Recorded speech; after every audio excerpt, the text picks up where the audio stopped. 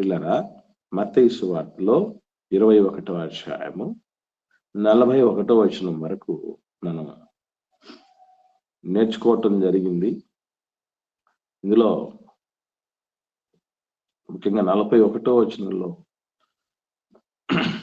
ఈ ద్రాక్ష తోట కాపుల గురించి మాట్లాడుతూ ఉండినప్పుడు వాళ్ళనే ప్రశ్న వేయటం అనేది మనకు తెలుసు.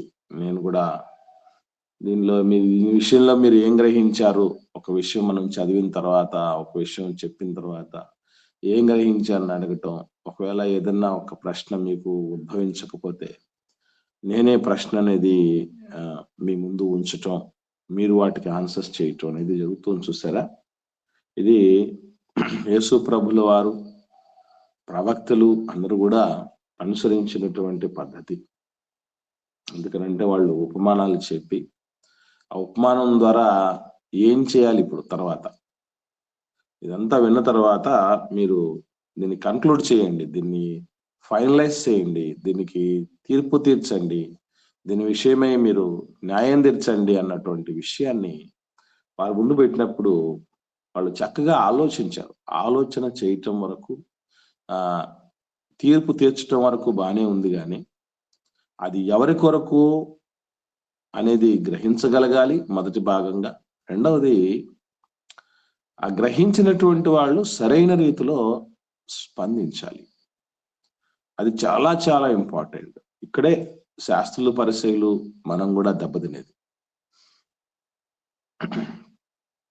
ఎందుకనంటే 41వ వచనంలో, అందుకు వారు ఆ దుర్మార్గులను కఠినముగా సంహరించి వాటి వాటి కాలములయందు తనకు పనులు చెల్లించునట్లు ఇతర కాపులకు ఆ ద్రాక్ష తోట గుత్తకిచ్చునని ఆయనతో చెప్పారు. ఆన్సర్ బాగా చెప్పారు. వాళ్ళు ద్రాక్ష తోటకు యజమానులు కాకపోయినా, ద్రాక్ష తోట వాళ్ళు వేయకపోయినా, దానికి కావలసినటువంటి వస్తువులన్నిటికి సంబంధించిన మూల్యం వాళ్ళు చెల్లించకపోయినా, అమర్చిన దాని మీద అయ్యవారు చేశారు అన్నట్టు వాళ్ళు వ్యవహరిస్తూ ఉండినప్పుడు, పండ్ల కాలం వచ్చినప్పుడు దేవుడు ఫలాన్ని, తనకు రావలసిన భాగాన్ని యజమానుడు తీసుకురమ్మని దాసులను పంపినప్పుడు సైతం, ఆఖరికి కుమారుణ్ణి పంపినప్పుడు సైతం వాళ్ళు ఏం చేస్తారనేది మనం చూసాం. అటువంటి పరిస్థితుల్లో ఇంత దుర్మార్గంగా ప్రవర్తించినటువంటి ద్రాక్ష తోట కాపులను ఏం చెయ్యాలి అని ప్రభు అడిగితే, వాళ్ళు చెప్పిన మాట కఠినంగా సంహరించేయాలి వాళ్ళని, వాళ్ళు అర్హులు కాదన్నటువంటి మాట చెప్పారు. కానీ ఆ కాపులెవరో, సంహరించాల్సిన వాళ్ళు ఎవరో,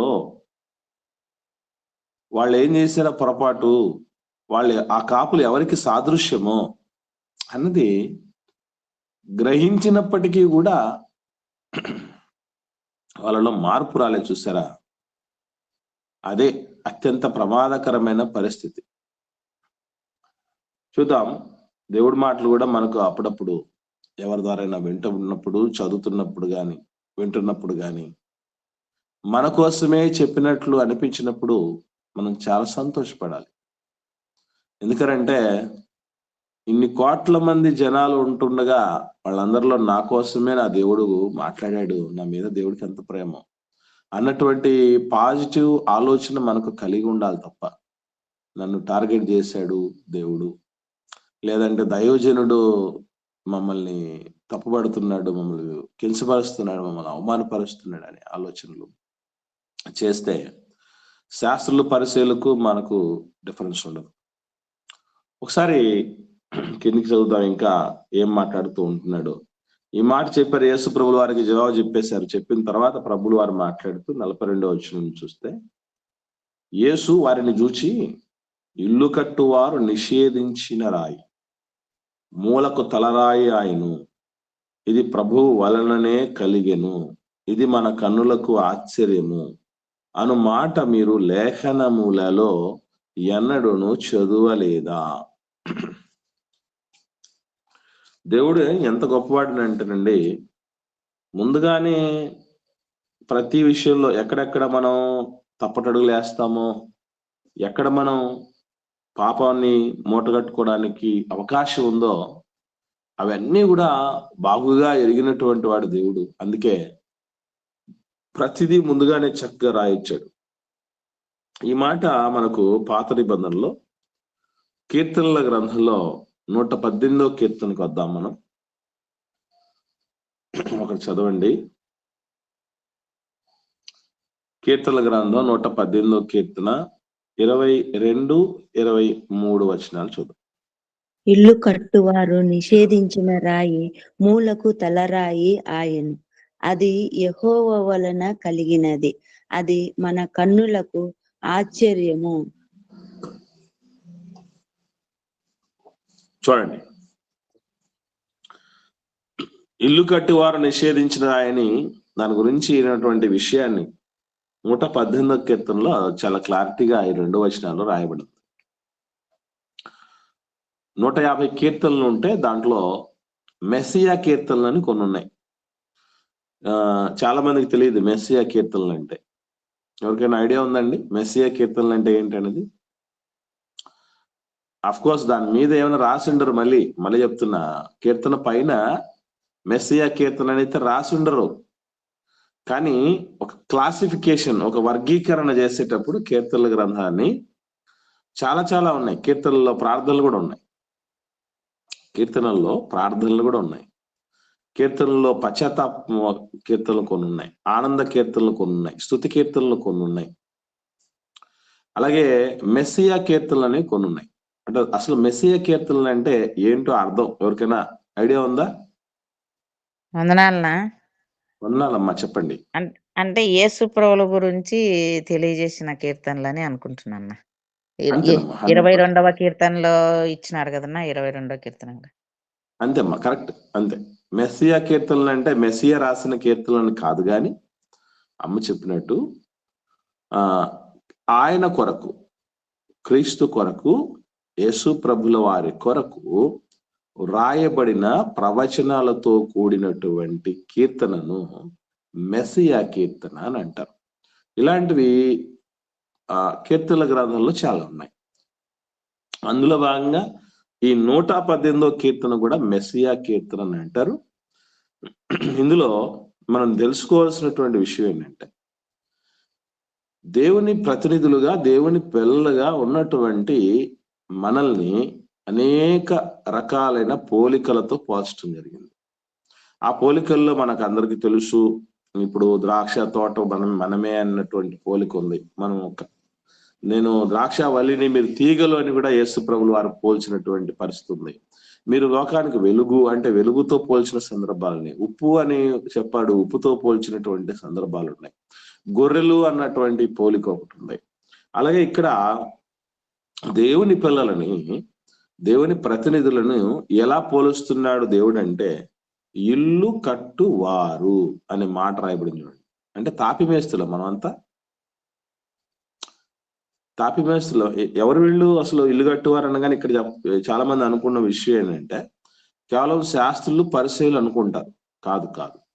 యూద జాతి అంటే మిగతా జాతుల నుండి ప్రత్యేకపరిచి దేవుడి స్వకీయ సంపాద్యముగా ఉన్నటువంటి జనం ఏదైతే ఉందో, ఆ జాతి, ఆ జనము అంతటినీ కూడా దేవుడు ఏమన్నాడంటే ఇల్లు కట్టువారు అన్నాడు. ఇది మనకు అంటే మనం ఇల్లు కట్టే పనిలోకి వచ్చామని చాలా మందికి తెలియదు.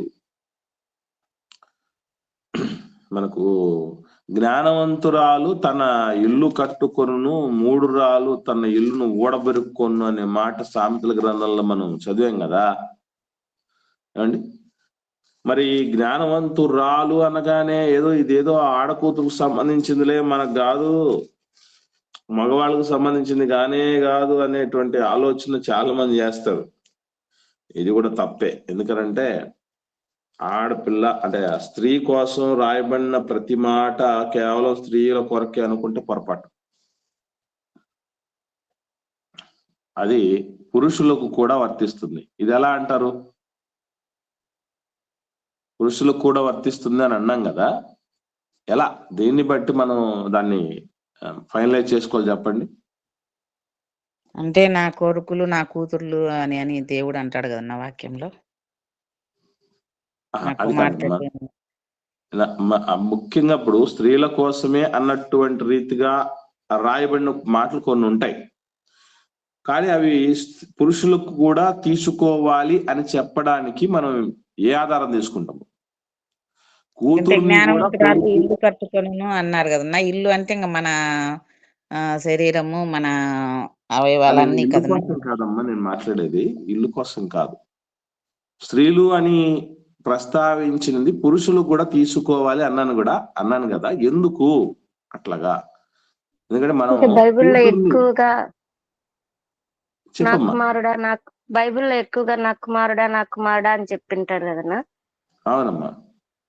అంటే అది కేవలం కుమారుడికి మాత్రమే కాదు, మనందరికీ వర్తిస్తుంది అని చెప్పారు కదన్నా. ఆ విధంగా ఏమన్నా రైట్ అమ్మా. అదే నేనేమంటున్నానంటే, ఈ కుమారుడాన్ని పురుషుని కోసం మాత్రమే రాయబడిన దానికి ఒక పరమార్థం ఉంది. అలాగే అందరినీ మొత్తం అందరినీ కలిపి కూడా స్త్రీతో చెప్పడం అంటే మగవాళ్ళనైనా స్త్రీలనైనా పురుషులనైనా స్త్రీ సంగమునకు సాదృశ్యం అన్న. వెరీ గుడ్ అమ్మా. దానిని బట్టే నేను చెప్తున్న విషయం ఏంటంటే, సంఘంలో స్త్రీలు మాత్రమే ఉంటారు, మరి పురుషులు కూడా ఉంటారు. అసలు ఎందుకు క్లారిటీగా పౌలు గారు ఏమంటాడు? పవిత్రురాలైన కన్యకగా మిమ్మల్ని ఒక్కడే పురుషునికి అనగా క్రీస్తుకు సమర్పించాలని మిమ్మల్ని ప్రదానం చేశాను అని అంటాడు కదా పౌలు గారు. మరి పవిత్రురాలైన కన్యక అని అంటే ఇప్పుడు నేనెవరిని? పురుషుణ్ణి సైతం ఏమని పిలుస్తున్నాడు ఇప్పుడు? పవిత్రురాలైన కన్యక అంటే ఎవరికి సాదృశ్యం?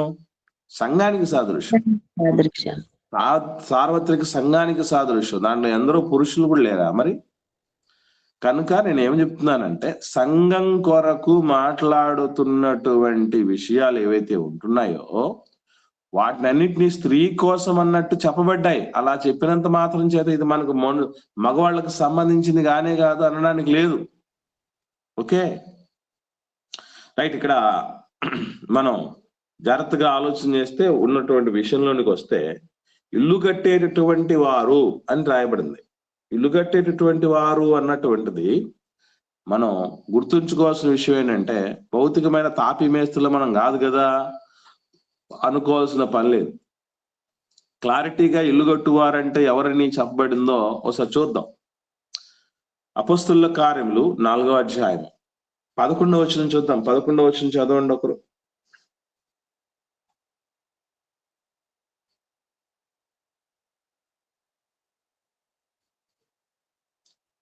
చదవండి. ఇల్లు కట్టుకున్న వారై మీరు తృణీకరించిన రాయి ఆయనే, ఆ రాయి మూలకు తలరాయి ఆయను. ఇక్కడ గమనించండి, ఇల్లు కట్టువారైన మీరు అంటే ఎవరిల్లు? ఎవరితో మాట్లాడుతున్నారండి పేతురు గారు, యోహాన్ గారు? అమ్మా సంఘంతో మాట్లాడుతాను. యూదులందరితో మాట్లాడుతున్నారండి, సంఘంతో కాదు అక్కడ మాట్లాడేది. క్రీస్తును అంగీకరించని విశ్వసించనటువంటి యూదులందరితో కూడా మాట్లాడుతున్నారు. జన సమూహాలు ఆ పుట్టినది మొదలుకొని కుంటివాడైనటువంటి వ్యక్తిని స్వస్థపరిచినందుకు పేతురు, యోహాన్ గారు అక్కడ జరిగినటువంటి ఇన్సిడెంట్ మొత్తం అంతా గుంపులుగా గుంపుకూడితే అప్పుడు చెప్తున్నారు ఏమనంటే, ఇల్లు కట్టువారైన మీరు. ఏ ఇల్లు? ఇంతకు ఇల్లు కట్టడం అంటే ఎవరికి ఇల్లు? ఇది ఏమి ఇల్లు అని అనుకుంటున్నారు? మాట్లాడండి. ఓకే, మనకు మనమే ఆయన ఇల్లు అన్నాం కదన్నా, అన్నారు కదన్నా. వెరీ గుడ్ అమ్మా. అంటే ఒక మాట చెప్పాలంటే మనం గుర్తుపెట్టుకోవాల్సిన విషయం ఏంటంటే, ఇల్లు కట్టటం అన్నటువంటి, ఇల్లు కట్టువారు అని అంటే సంఘాన్ని కట్టువారు అని అర్థం. ఆత్మ సంబంధమైన మందిరముగా ఎదిగేటటువంటి వాళ్ళు అని అర్థం. ఇంకా చెప్పాలంటే దీన్ని పేతురు గారు రాసిన మొదటి పత్రిక 2వ అధ్యాయము 5వ వచనం చూడండి, ఇంకా క్లారిటీగా ఉంటది. అంటే దైవ ప్రతినిధులకు గురుతరమైనటువంటి బాధ్యత ఉన్నది. ఎవరు కూడా ఉదాసీనంగా అంతి ముట్టనట్టు పట్టి పట్టనట్టు ఉండడానికి ఎవ్వరికి కూడా పర్మిషన్ దేవుడు ఇవ్వలేదు. ఒకసారి చూద్దాం.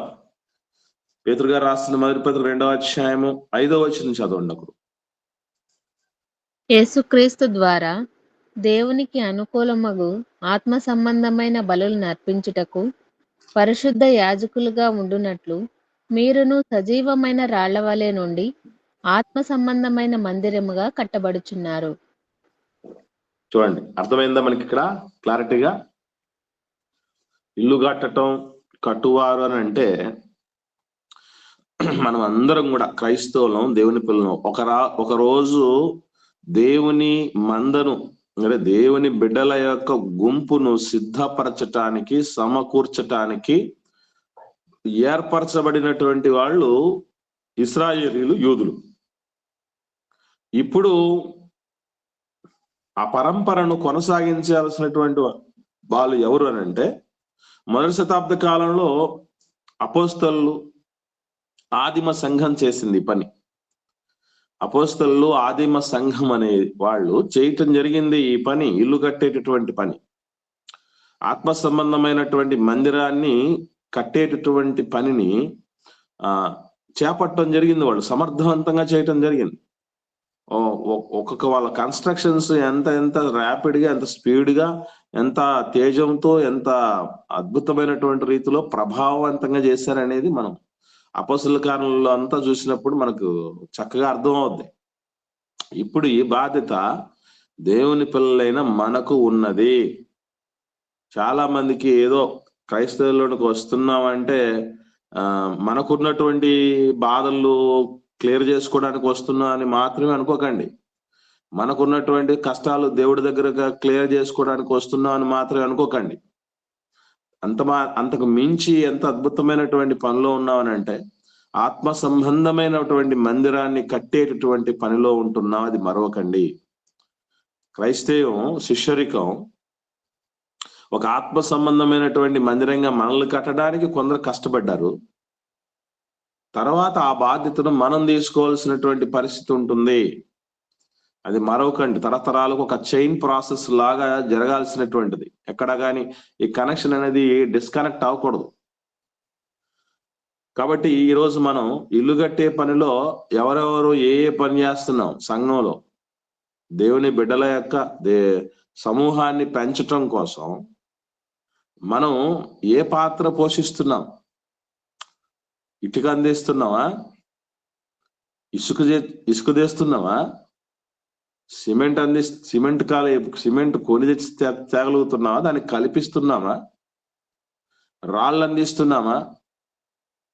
లేదు అందిస్తున్నటువంటి పరిస్థితి కాకుండా డైరెక్ట్ గా వీటిని తీసుకుని చక్కగా కూరుస్తారు చూసారా మేస్త్రి, ఆ పని చేస్తున్నాం. అసలు ఏ పని చేస్తున్నాం? ఆత్మ సంబంధమైన మందిరంగా కట్టబెట్టడం కోసం.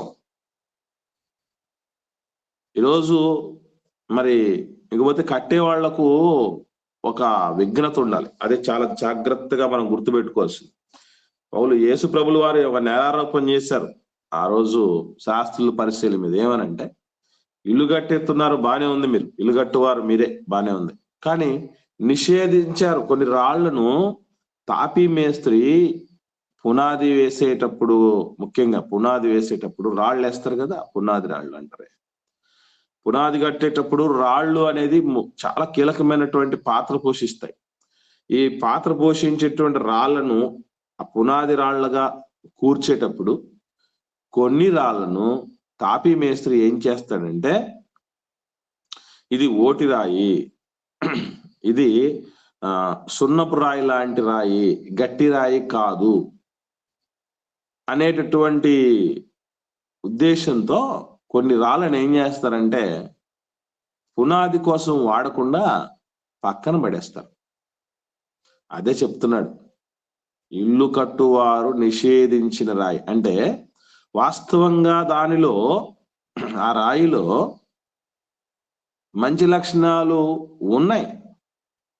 యోగ్యమైన రాయే, అది శ్రేష్టమైన రాయే. మరి ముఖ్యంగా పునాది రాళ్ళలో మూలరాయి అనేటటువంటిది చాలా చాలా పవర్ఫుల్ అట. కార్నర్ స్టోర్ అంటారు దాన్ని ఇంగ్లీష్ లో, కార్నర్ స్టోన్. మూలరాయిలకు వాడేటప్పుడు ఈ మూలలు ఎందుకునంటే ఈ రెండు గోడలకు ఒక ఇంటర్సెక్టింగ్ పాయింట్, అంటే కలిసేటటువంటి ప్రదేశం కనుక చాలా స్ట్రాంగ్ రాళ్ళను అక్కడ వేయటానికి సిద్ధపడుతూ ఉంటారు కట్టేటటువంటి వాళ్ళు. చిత్రం ఏంటంటే మూల వేయాల్సిన రాయిని దాన్ని మూలకు తలరాయి అని కూడా అంటారు. అటువంటి కార్నర్ స్టోన్ సైతం కట్టేవాడికి ఏది యోగ్యమైందో ఏది అయోగ్యమైందో, ఎవరు విలువైనోళ్ళో ఎవరు విలువలేనోళ్ళో తెలియకపోతే మంచోళ్ళని కాదనుకుంటాం, పోగొట్టుకుంటాం. మంచోళ్ళు కాని వాళ్ళని నెత్తిన పెట్టుకుంటాం. అందుకే అంటే ఆత్మ సంబంధమైనటువంటి మందిరంగా కట్టబడుచు ఉండేటటువంటి వాళ్ళు కట్టేవాళ్ళు. మనం రెండూ చేయాలి. ఇక్కడ మనం అందరం చేస్తున్న పెద్ద పొరపాటు ఏంటంటే లోకాన్ని దేవుడి దగ్గర తీసుకురావాలని తప్పన పడుతూ ఉంటాం, బాగానే ఉంటది, కానీ ముందు మనం బాగున్నాం. అందుకే దేవుడు కూడా చెప్తున్నాడు, మీరు కట్టబడుతూ కట్టాలి, మోస్తూ మోయించాలి, చేస్తూ చేయించాలి అన్నట్టు మనము కట్టబడుతూ కట్టడానికి సిద్ధపడితే ఆ జీవితం అది బాగుంటుంది, ఫలభరితంగా ఉంటుంది. ఈ రోజుల్లో మనం చాలా మంది దైవజనులు కానీ విశ్వాసులు కానీ మీరు గమనించండి, వాళ్ళందరినీ ఏదో బాగు చేయాలని చూస్తూ ఉంటారు కానీ వాళ్ళ జీవితాలు బాగుండవు. అది ఏమాత్రం మంచిది కాదు సుమా. ప్రతి మనిషికి ఒక స్వార్థం ఉండదు, మంచి స్వార్థం ఇది. మంచి స్వార్థం అంటే ఏంటంటే ముందు నేను నా ఆత్మీయ జీవితంలో దేవుడు నన్ను అంగీకరించే విధంగా, హక్కును చేర్చుకునే విధంగా, ఆశీర్వదించే విధంగా, నన్ను బలపరిచే విధంగా, నన్ను వాడుకునే విధంగా అర్హత కలిగినటువంటి స్థితిలో నేనుండాలి అన్న స్వార్థం మనిషికి ఉండాలి. అది మంచి స్వార్థం, దేవుడు మెచ్చే స్వార్థం. అలాగే మనుషులైనటువంటి వాళ్ళకు కూడా మేలు కలిగేటటువంటి స్వార్థం. ఫస్ట్ మనం బాగుండాలి. అది మీరు గమనించగలిగితే వీళ్ళు ఏం చేస్తున్నారటంటే మూలకు తలరాయిని నిషేధించి పక్కన పెట్టేశారట. మన జీవితాల్లో కూడా ఇలాంటివి జరుగుతూ ఉంటాయి. మనం కూడా తెలుసో తెలియకో ఏం చేస్తామంటే మోసగాళ్ళను దగ్గర పెట్టుకుంటాం, మంచి వాళ్ళని మోసగాళ్ళను కొని భ్రమపడి దూరం చేసుకుంటూ ఉంటాం. ఎప్పటికో గాని తెలియదు వాళ్ళ విలువ, ఎప్పటికో గాని వాళ్ళ విలువ మనకు తెలియదు. అప్పుడు లెంపలు వేసుకున్నా కూడా కొన్ని సందర్భాల్లో పరిస్థితులు చేయి దాటిపోయి ఉంటాయి. ఇల్లు కట్టువారు నిషేధించారు మూలకు తలరాయిని. మళ్ళీ నిషేధించదగిన రాయి కాదది. గొప్పగా మూలలో మనం గట్టిగా మంచి పునాది కొరకు వాడుకోవాల్సింది. పునాదిని అనాది అనుకుంటే కష్టం, అనాదిని పునాది అనుకుంటే కష్టం. అర్థమవుతుంది మీకు? కాబట్టి ఇదంతా ఎందుకు రాయించాడు కీర్తన గ్రంథంలో అని గమనించగలిగితే ఒకటే గుర్తుపెట్టుకోండి, అది వీళ్ళు అట్టి పొరపాటు చేయకూడదని. దేవుడు అట్టి పొరపాటు మనుషులుగా ఉన్నవాళ్ళు చేయకూడదని రాయించాడు దేవుడు. కానీ ఇదే పొరపాటు వాళ్ళు చేస్తూ ఉండటం జరిగింది. దేవుడు అక్కడ రాశాడు కాబట్టి వీళ్ళు ఇక్కడ చేశారనుకోకండి. చాలా మంది విమర్శకులు ఇదే మాట అంటున్నారు. దేవుడు రాశాడు కాబట్టే వీళ్ళు చేశారు అని అంటున్నారు. కాదు కాదు, మానవుడి యొక్క భవిష్యత్తును దేవుడు ఎరిగి రాశాడు. మనం చేస్తాం గనక రాశాడు గనక, కానీ ఆయన రాశాడు గనక మనం చేయట్లా. ఈ డిఫరెన్స్ గుర్తుపెట్టుకోండి. ఈ తేడా తెలియకపోతే దేవుణ్ణి తప్పుపడతాం, మనం దేవుణ్ణి తప్పుపడతాం. కాబట్టి ఈ మాటలు చెప్తూ ఈ విషయాలు చెప్తూ 43వ వచనానికి వచ్చేసరికి ఒక కన్క్లూజన్ ఇస్తున్నాడు యేసు ప్రభువు. ఏమని అంటే మత్తయి సువార్త 21వ అధ్యాయము 43వ వచనంలో ఏమంటున్నాడంటే, కాబట్టి దేవుని రాజ్యము మీ యొద్ద నుండి తొలగించబడి దాని ఫలమిచ్చు జనులకు ఇయ్యబడునని మీతో చెప్పుచున్నాను. సేమ్ శాస్త్రులు పరిచయలు ఆన్సర్ చేశారు కదా యేసు ప్రభుల వారికి. ఏమని ఆన్సర్ చేశారు? 41వ వచనంలో, ఆ దుర్మార్గులను కఠినముగా సంహరించి, అంటే ఒక మనిషి చచ్చిపోతున్నాడు అని అంటే దానికి అర్థం ఏంటి చెప్పంటారండి? ఈ 41, 43 వచనాల్లో మనకు అక్కడ క్లారిటీ ఉంది. మనిషి చావు దగ్గరికి వెళ్ళేంత నష్టం పొందుకోవటం అంటే అర్థం ఏంటో 41వ వచనం 43వ వచనం చదివితే మనకు అర్థం అవుతుంది. మీరు ఎవరన్నా గ్రహించారా? ఒక మనిషి కఠినముగా సంహరించబడటం అన్న దానికి అర్థం చెప్పాడు ప్రభు ఇక్కడ 43వ వచనంలో. ఎవరికైనా అర్థమైందా? స్ట్రైక్ అయిందా? అయి ఉంటే చెప్పండి.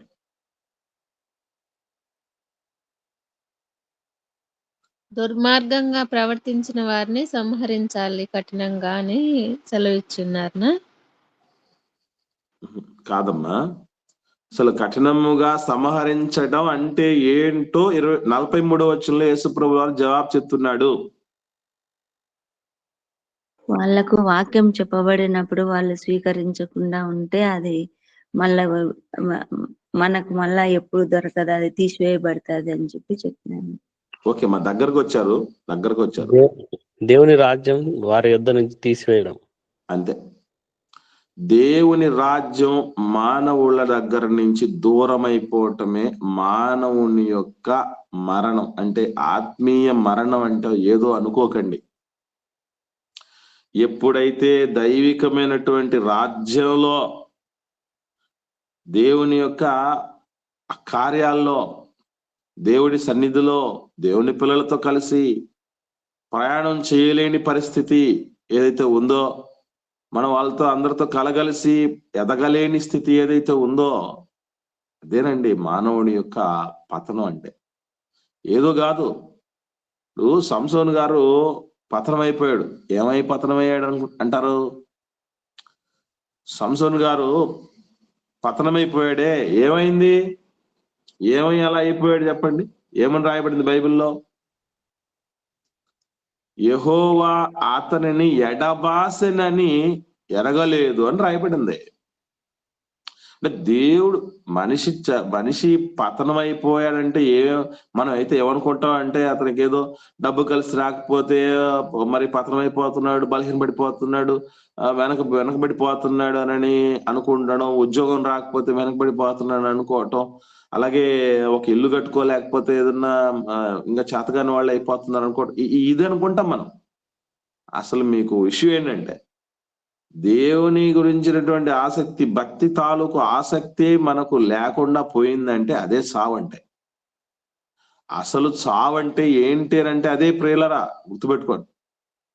నేను సంఘంలో ఎప్పుడు పిల్లలు చెప్తూ ఉంటా, రెగ్యులర్ గా చెప్తూ ఉంటా. ఎప్పుడు అక్టోబర్ ప్రారంభమైన నాటని చెప్తున్నా, అయ్యా ఈ రోజు కాకపోతే ఇప్పుడు ఉదయం కుదరకపోతే సాయంత్రానికి రండి.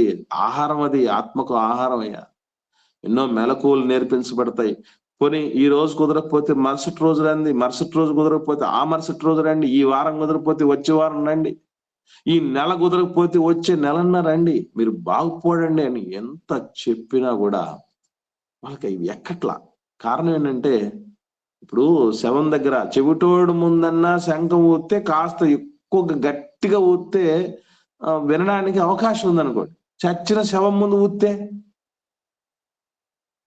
శవం ముందు శంఖం ఊదాం అనుకోండి, ఏమన్నా ప్రయోజనం దానికి? ప్రయోజనం ఉండదు, ఏం ప్రయోజనం లేదు. అదేనండి సావంటే. రండి రండి రండి రండి రండి అని మహనీయులు, నేను నిన్న శంకరాపురం చర్చ్ బిల్డింగ్ లో మాట్లాడాను. గమలీయేలు పాదాల దగ్గర పెరిగాను నేను వాక్యం నేర్చుకోవడానికి అని పౌలు గారు, ఒరే దేవుడు వాక్యం నేర్చుకోవాలంటే దైవజనుల పాదాల దగ్గర సైతం నాకు నేర్పించయ్యా అని చెప్పి కాళ్ళు పట్టుకొని అడుక్కొని మరి నేర్చుకోవాలి. ఈరోజు దైవజనులే మీ కాళ్ళు పట్టుకుంటాం రండిరా అన్నా కూడా రాలేకపోతున్నారు. మీరు ఎంత దుస్థితిలో ఉన్నారని అడిగాను నేను పిల్లల్ని. నేను ఇదే ఎందుకనంటే వాళ్ళకి అది అర్థం కావట్లా. వాళ్ళు మూలకు తలరాయిని నిషేధించిన రాయి అనే ఆలోచనలో ఉండిపోతున్నారు. వాళ్ళు కనీసం నిద్ర కచ్చుకోలేనటువంటి వాళ్ళు ఈ దేవుని రాజ్యంలో ఏ పత్తిలో ఉంటారండి వాళ్ళు? అసలు ఒక గంట నిద్ర అచ్చుకోలేనటువంటి వాళ్ళు ఏం చేస్తారు? పోనీ అలాగని నువ్వు నాకు నిద్ర తక్కువైపోతోంది అందుకే రాలేదని చెప్పారు అనుకుందాం కాసేపు. అప్పుడు దేవుడు అడిగే ప్రశ్న ఏంటి తెలుసా? నా పని మీద వెళ్ళావు నువ్వు? అర్ధరాత్రి అపరాత్రి వరకు ఆత్మల రక్షణ పనులు వెళ్ళావా? సంఘ సంస్కరణ పనికి వెళ్ళొచ్చావా? ఏం వెళ్ళొచ్చి లేట్ అయిందిరా నీకు? నీకోసమే పోయొచ్చావు కదా, రోజు పోయేస్తున్నావు. మీ కుటుంబం కోసం మాత్రమే పోయేస్తున్నావు. అసలు సన్సెట్ అయిపోగానే, లైట్ ఫెయిల్ అవ్వగానే మానవుడు గూటికి చేరాలి, పక్షిని చూసి నేర్చుకోవాలి. వేకునే పనికి వెళ్ళిపోతాయి, బయటకు వెళ్ళిపోతాయి గూట్లో నుంచి. చీకటి పడబోతుంది అనగానే వచ్చేస్తాయి. మానవులుగా ఉన్నటువంటి వాళ్ళు అర్ధరాత్రి అయినా అపరాత్రి అయినా ఏ టైం వరకు అయినా సరే గుడ్డగోబల్లాగా సెల్ ఫోన్ చూస్తూ ఉంటారు. నిద్ర పనంతా తొందరగా కంప్లీట్ చేసుకొని రేపు ఉంది మనం నేర్చుకోవాలి, ఎన్నో మెలకువలు ఉన్నాయి, అయ్యో ఎంతో ఇప్పటి వరకు జీవితంలో ఎంత మిస్ అయిపోయాం అన్నటువంటి తాపన ఎక్కడ ఉంది? అదే చేస్తున్నారు మనవాళ్ళు కూడా చాలా మంది. ఏమనంటే ఇట్లాంటి వాళ్ళకి జరిగే శాస్తి ఏంటంటే గుర్తుపెట్టుకోండి, శాశ్వతంగా దేవుడి నుంచి ఒక్కొక్క అవకాశము తీసివేయబడుతుంది.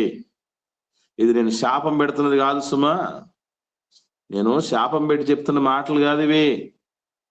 దేవుడే యేసుప్రభుల వారు ఏమన్నారు?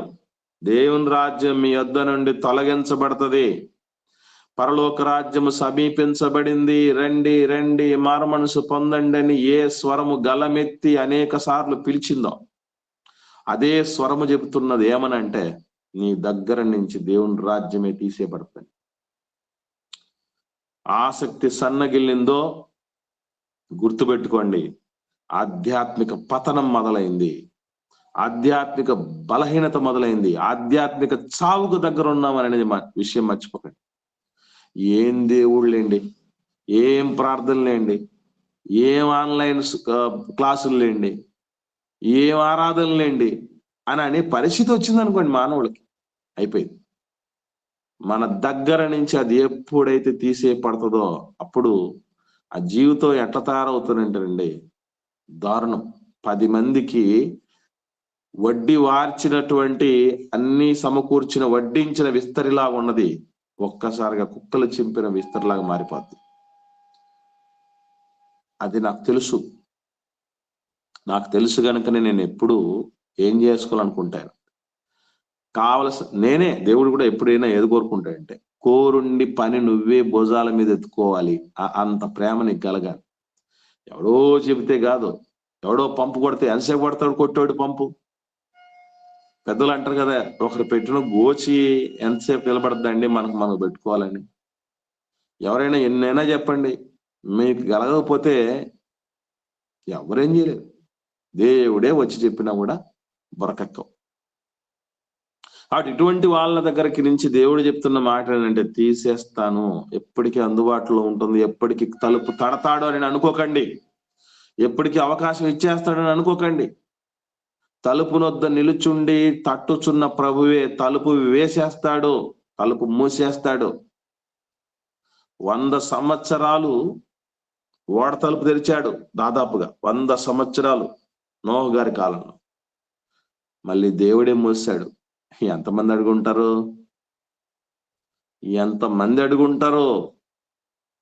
ఇక మనకు ఉన్నటువంటి ఒకే ఒక ఆప్షన్, నీళ్ళలో అన్ని మునిగిపోతున్నాయి, తేలింది ఒకటే. ఆ తేలబోతున్న దాన్ని లోపలికి వస్తామయ్యా బాబు, ఇంతకాలం నువ్వు పిలిచావు, మేము గ్రహించలేదు, ఇప్పుడు వచ్చేస్తాం తలుపు తెరిచిందంటే. అసలు తలుపు తెరిచే పని మూసే పని ఎవరు తీసుకున్నారు తెలుసా? దేవుడే తీసుకున్నాడు. ఎందుకు చెప్పండి? మళ్ళా తెరుస్తాడేమో ఒకవేళ పాపం తెరిస్తే అసలు మంచి పని కదమ్మా. ఇప్పుడు తెరవడం మంచి పనే కాదా? తీసుకున్నాడు దేవుడు. చెప్పినప్పుడు సంవత్సరాలు ప్రకటించినా వారు వినలేదు కదన్నా. అది 100 సంవత్సరాలు దాదాపు ప్రకటించినా వినలేని పరిస్థితి ఉంటే 101 సంవత్సరంలో మారిపోతారనుకోవడం తప్పు. చాలా మంది ఏమనుకుంటారంటే సులువు మీద దొంగ ఉన్నాడు కదా, అట్లాగా నేను ఆఖరి క్షణంలో ప్రభువా నన్ను క్షమించేసి అని అంటే మొత్తం అన్ని క్షమించేసి పరదేశం తీసుకెళ్తాడట. ఇదిగో సులువు మీద దొంగలాగా నువ్వు కూడా చేయని చెప్పేసి సులువు మీద దొంగను మాదిరిగా చూసి తీసుకొని చెప్పాడు దేవుడు. యేసుప్రభుని తీసుకోమని చెప్పాడు, అపోస్తులను తీసుకోమని చెప్పాడు, క్రీస్తును పోలి నడుస్తున్న వాళ్ళని తీసుకోమని చెప్పాడు కదా. ఇలా దొంగ తిరుగుడు దిగుతున్నటువంటి వాళ్ళని మాట్లాడమని చెప్పలే ఆయన. అది ఇంకా కొత్త నిబంధన పూర్తిగా ఫోర్స్ లోకి రాలేదు, రాని టైంలో జరిగినటువంటి పని అది. కాబట్టి ఇప్పుడు అట్లాంటివన్నీ ఏమి చెల్లుబాటు కావు, మర్చిపోకండి. రైట్, పతనం ఏదో కాదు, గుర్తుపెట్టుకోండి. ఆధ్యాత్మిక ఆసక్తి సన్నగిల్లిందంటే దాన్నే ఏమన్నాడో తెలుసా దేవుడు? ఒకసారి చూద్దాం. ప్రసంగి గ్రంథం 12వ అధ్యాయము ప్రారంభ వచనం.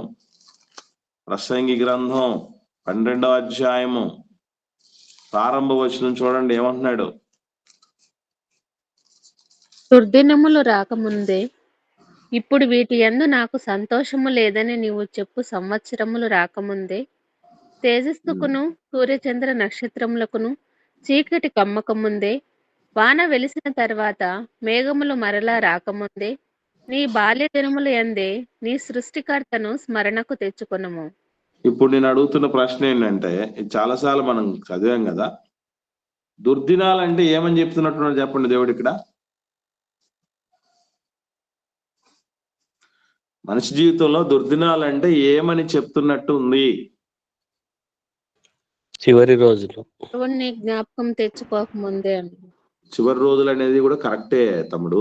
కాకపోతే ఇక్కడ గుర్తుపెట్టుకోవాల్సిన విషయం ఏంటంటే, సృష్టికర్తను స్మరణకు కూడా తెచ్చుకోని దినాలు దుర్దినాలు. మనకు మంచి రోజు చెడ్డ రోజు అని విన్నారా? మంచి రోజు చెడ్డ రోజు, సుముహూర్తము దుర్ముహూర్తము అని అంటారే, అవి మనకు కూడా ఉన్నాయి. మళ్ళీ చెప్తున్నా, క్రైస్తవులకు కూడా ఉన్నాయి. ఏమిటది? మంచి రోజు చెడ్డ రోజులు. ఎట్లా అనుకుంటున్నారు మంచి రోజు చెడ్డ రోజు అంటే? ఏ రోజైతే దేవుడు కోరిన రీతిగా బతకలేదంటే అది చెడ్డ రోజు. దేవుడికి మనకు ఆత్మీయంగా మేలు కలిగే విధంగా, ఆధ్యాత్మికంగా ఎదిగే విధంగా, 10 మందికి ఉపయోగపడే విధంగా దేవుడి దైవికంగా ఎప్పుడైతే మనం ఏ రోజైతే ఉండలేదో అది చెడ్డ రోజు అని అర్థం. ఆ రోజును మనం చెడ్డగా మలుచుకుంది మనమే. మంచి రోజు అంటే చక్కగా దేవుని కార్యక్రమాల్లో రోజంతా నిండిపోయేటటువంటి రీతిగా మనం చేసుకున్నాం అనుకోండి, అదే మంచి రోజు అండి. భలే మంచి రోజు అండి. కనుక దుర్దినాలంటే ఏదో అనుకోకండి. బ్యాడ్ డేస్ నడుస్తున్నాయండి వాళ్ళ జీవితంలో అంటే ఎవరినన్నాలో తెలుసా? అస్సలే దేవుడి గురించినటువంటి యావే పట్టించుకొని వాళ్ళు, ప్రార్థన జీవితమే మర్చిపోయినటువంటి వాళ్ళు, బైబిల్ చదవటము, నేర్చుకోవటము, ఇంకా మెలకువలతో ఒక్కొక్కటి వ్యక్తిగత జీవితానికి, కుటుంబ జీవితానికి, సంఘ జీవితానికి అన్వయించుకున్నటువంటి వాళ్ళు, సమాజంలో సాక్ష్యం కోల్పోయినటువంటి వాళ్ళు, దేవుని ప్రతినిధులు అన్నటువంటి ప్రత్యేకతను కాపాడుకోలేనటువంటి వాళ్ళే పతనమైపోయినట్టు, చెడ్డ రోజుల్లో ఉన్నట్టు, ఇక చెడ్డ భవిష్యత్తు, శాశ్వత కాలం పొందుకోబోతున్నట్టని మర్చిపోయాడు. ఇంకా చూడగలిగితే 44వ వచనం, మత్తయి సువార్త 21వ అధ్యాయం 44వ వచనంలో ఏమని చెప్తున్నాడు చూడండి. ఈ రాతి మీద పడువాడు తొనకలైపోవును గాని అది ఎవని మీద పడునో వానిని నలిచేయును అన్నాడు. ఇది ఇప్పుడు దాకా కాస్త కూస్తో విని, ఇదిగో మాకు ఈ విధంగా అర్థమైంది ఈ విషయం అన్నటువంటి వాళ్ళు పంచుకోండి దయచేసి. 44వ వచనాన్ని వివరించండి. ఈ రాతి మీద పడువాడు తొనకలైపోవును అన్నాడే, అదంటే అర్థం ఏంటనుకున్నారు? అది ఎవరి మీద పడును వాడిని నలిచేయును అన్నటువంటి మాట చెప్పాడు కదా, దానికి అర్థం ఏంటి అని అనుకుంటున్నారు. ఒకసారి తెలిసిన వాళ్ళే, దీని గురించి అవగాహన ఉన్న వాళ్ళే దాని తప్పనిసరిగా పంచుకోవాల్సిందిగా ప్రేమతో మనవి చేస్తున్నాను. త్వరగా. ఇది యేసు ప్రభుల వారు స్థాపించినటువంటి రాజ్యం గురించినటువంటి మాట అన్న. ప్రపంచాన్ని చాలా సామ్రాజ్యాల ముందు పరిపాలించాయి కదా, బబులోను, మాదిక, పారసీకులు కానీ, గ్రీకు, రోమన్స్ తర్వాత దేవుని రాజ్యము భూమి మీద స్థాపించబడుతుంది. అది మిగిలిన రాజ్యాలన్నింటినీ తుత్తునీలుగా చేసి వేస్తుంది అన్నది. అంటే ఆ రాజ్యం ఎవరైతే అణిచివేయాలనుకుంటారో వారు తుణుకలైపోతారు, కానీ దానికి ఏం కాదు. అది ఎవరి మీద పడుతుందో వారిని నలిచివేస్తుంది అని అర్థం అన్న. గుడ్, వెరీ గుడ్ తమ్ముడు. ఇక్కడ మనం గుర్తుపెట్టుకోవాల్సినటువంటి విషయం ఒకటి అదేంటంటే, ఈ రాయి అన్నాడు కదా, ఈ రాయి మీద అంటే ఈ రాతి అన్నటువంటిది మూలకు తలరాయి అయినటువంటి అమూల్యమైనటువంటి రాయి అయినటువంటి వ్యక్తి యేసు ప్రభుల వారే. అంటే ప్రభు మీద పడటం అంటే రెండు రకాలుగా చెప్పడం జరిగింది. వ్యాఖ్యానాలు, రెండు రకాల వ్యాఖ్యానాలు ఉన్నాయి. వాటిల్లో మనం ఏ రూపైనా తీసుకున్నా కూడా ఇబ్బంది లేదు. ముఖ్యంగా రాయి మీద పడటం అనేటటువంటి మొదటి పోలిక. రెండో పోలిక మాత్రం చాలా క్లారిటీగా ఉంది. అదేంటంటే ఖచ్చితంగా అంటే అది ఎవరి మీద అయితే పడుతుందో ఆ రాయి అంతా కూడా దాని మీద పడినప్పుడు అది తుత్తునీళ్ళు అయిపోతుంది అనే మాటలు చెప్పాడు కదా ప్రభు. నలిచేయబడుతుంది అన్నటువంటి, దుమ్ముగా నలిచేయబడుతుంది అన్నటువంటిది దానికి ఒక పోలిక చక్కగా ఉంది. అయితే మొదటి పోలిక ఏదైతే ఉందో రాతి మీద పడుకువాడు అన్నటువంటిది ఉంది చూసారా, దానికి రెండు రకాలైనటువంటి వ్యాఖ్యానాలు ఉంటున్నాయి పండితుల నుంచి. ఏది మనకు యాప్ట్ గా అనిపిస్తే అని తీసుకోవచ్చు. ఆ రెండు ఏంటో ఒకసారి మీ ముందు పెడతాను, మీరు కూడా ఆలోచన చేసి ఏది సహేతుగా అనిపిస్తుందో మీరు మీరు మీ ఒపీనియన్ మీరు చెప్దురు. కానీ మొదటిది ఏంటంటే, ఈ రాతి మీద పడువాడు తొనకలైపోవునంటే ఒక పాజిటివ్ వేలో చెప్పడం జరిగింది. అంటే ఈ రెండు విషయాలు రెండు పరస్పర విరుద్ధమైనటువంటి విషయాలుగా పండితులు అభివర్ణించడం జరుగుతున్నది. ఒకటి పాజిటివ్, ఒకటి నెగటివ్.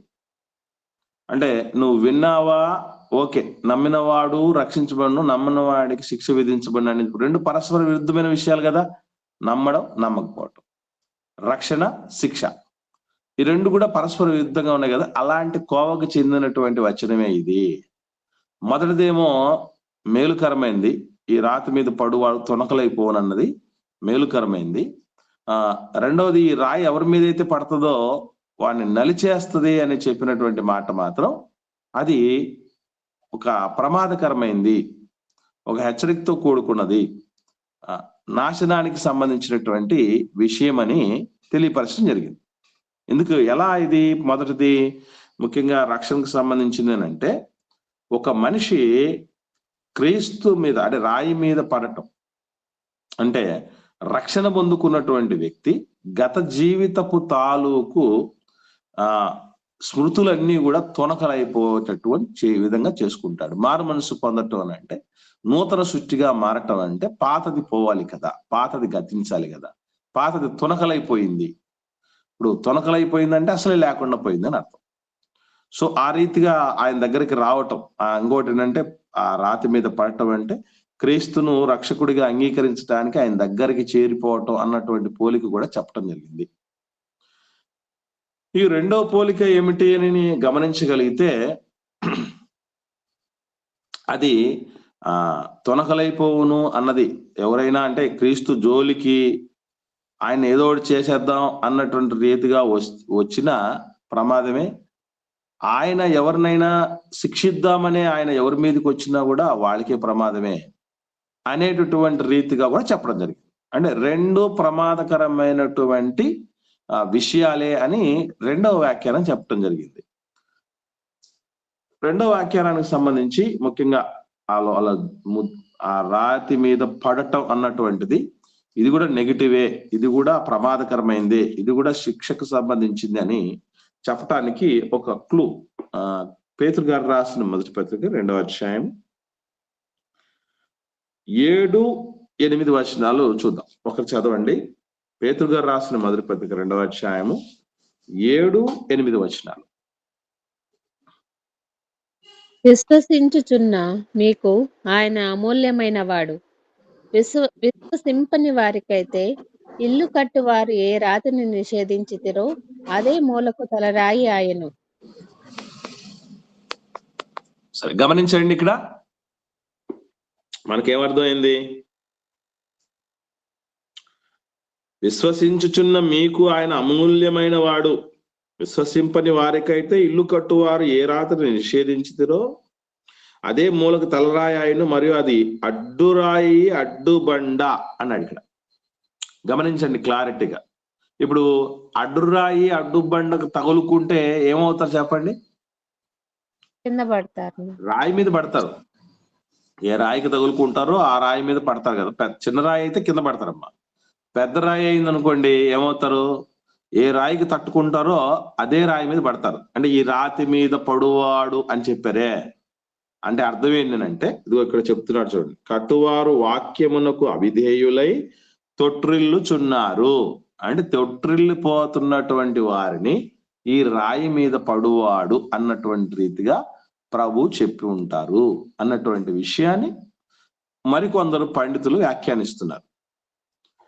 ఇది రాయి మీద పడువాడు అన్నటువంటి దానికి రెండు రకాలైనటువంటి భాష్యాలు చెప్తున్నారు. మొదటిది ఆధ్యాత్మికంగా పుట్టినటువంటి వ్యక్తి యొక్క జీవితం తొనకలైపోయి కొత్త జీవితం ప్రారంభమవుతుంది క్రీస్తులో. వాళ్ళు మారుమనసు పొందిన వాళ్లకు సూచన. ఎందుకంటే ప్రభు దగ్గరికి వస్తారు కదా, వాలంటీర్ గా వాళ్ళకే వాళ్ళు ప్రభు దగ్గరికి వస్తారు కనుక ఈ రాతి మీద పడువారు అన్నటువంటి పోలికి చెప్పాడనే వ్యాఖ్యానం ఒకటైతే, రెండవది ఏంటంటే అదిగో ఈ పేతురు గారు రాసిన మొదటి పత్రికలో మనం ఇప్పుడు చదివినట్టు 2వ అధ్యాయం 7-8 వచనాల్లో క్లారిటీగా మరి వాక్యానికి అవిధేయులైనటువంటి వారి జీవితాలు ఏమవుతాయంటే అదే వాక్యాన్ని బట్టి తట్టుకొని, అంటే కట్టుకోవాల్సినటువంటి వాళ్ళు, ఆ బండ మీద ఇల్లు కట్టుకోవాల్సినటువంటి వాళ్ళు ఆయన చెప్పినట్టు వినలేకపోతే ఏమవుతారంటే కట్టుకోవాల్సిన వాళ్ళు తట్టుకొని దాని మీద పడతారు, తొట్టిల్లిపోతారు అన్నటువంటి వ్యాఖ్యానం.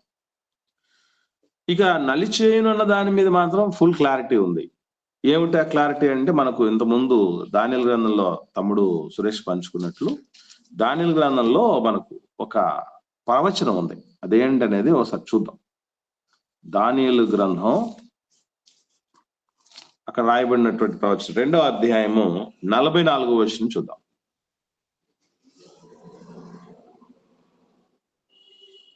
ఆ రాజుల కాలములలో పరలోకమందున్న దేవుడు ఒక రాజ్యమును స్థాపించును, దానికెన్నటికి నాశనము కలగదు.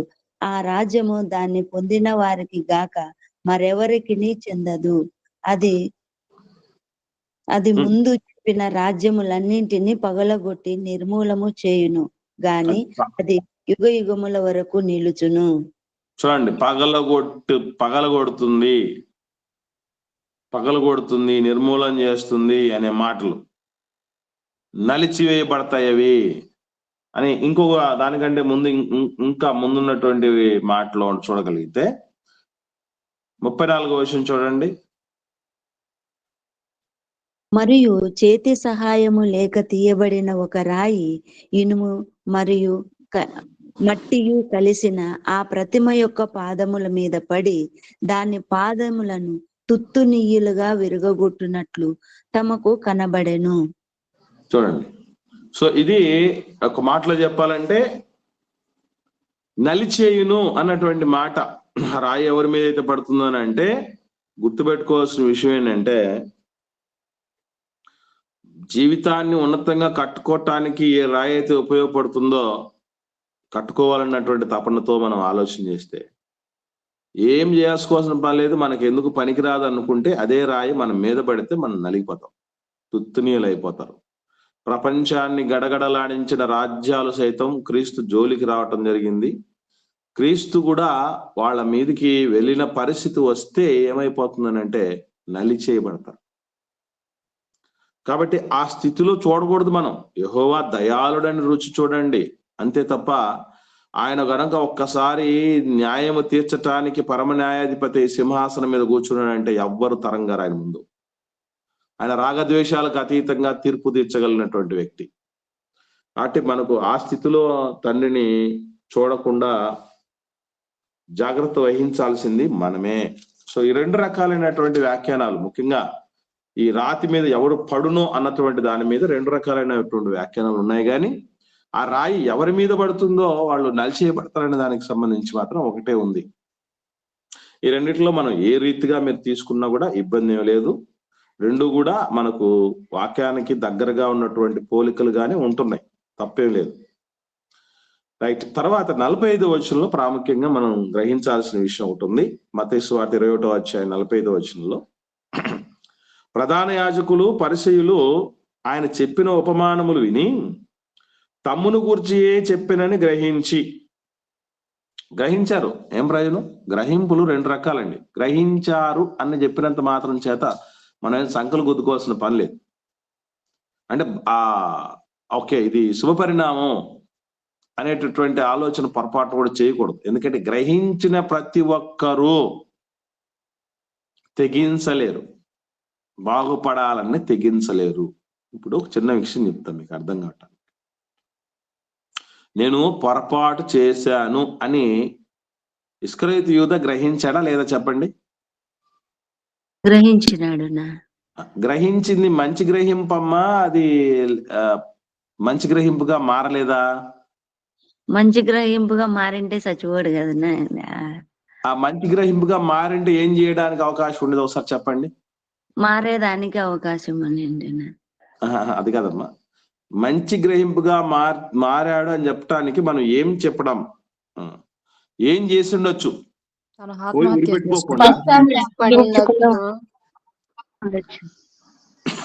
అమ్మా ముగ్గురు మాట్లాడారు, నాకు ఎవరు ఇది ఒక్కరు మాట్లాడండి అమ్మా.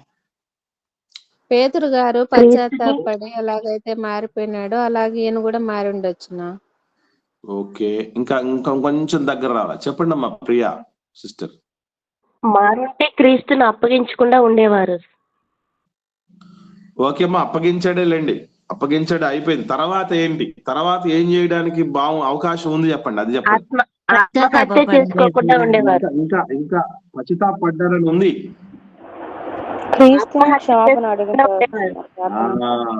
ఇది ఇక్కడ గమనించండి. యేసుప్రభు ఇంకా చనిపోలే.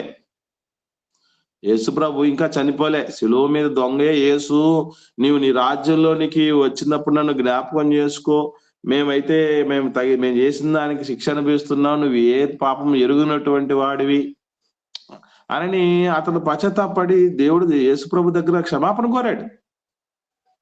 నిజంగా పశ్చాత్తాపం సంపూర్ణమైనటువంటి వ్యక్తి అయి ఉంటే ఇస్కరియోతు యూదా వెళ్ళి యేసుప్రభు పాదాల దగ్గర పడేవాడు.